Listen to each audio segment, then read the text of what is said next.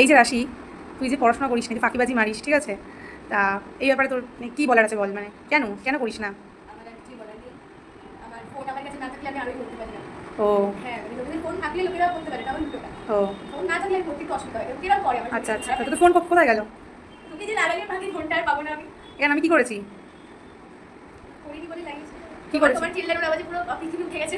আচ্ছা আস্তে চিল্লাতে হতো। আচ্ছা। আচ্ছা। আচ্ছা। আচ্ছা, এবার কি করা যায় বলো তো?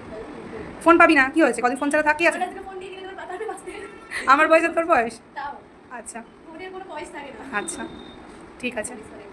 কি কি কি কি কি পড়াশোনা করে বললাম। এটা হচ্ছে ফাঁকিবাজ পার্ট 1, ঠিক আছে? এরকম আরো অনেক ফাঁকিবাজ পার্ট ভিডিও আমি নিয়ে আসবো, ঠিক আছে? পড়াশোনা করে বললাম নেই, খাও দাও ঘুমাও ফোন চালাও বাস। লাইফ এটা কি? একটাই লাইফ। হ্যাঁ। পড়াশোনা করে কি লাভ? সেটাই ফোন দেখো মজা পাও। সেটাই তারপরে তারপরে তারপরে কম নাম্বার পাবো, মার খাবি, মানে মার খাবো, আমার কাছে কি হয়েছে? চিল্লাই।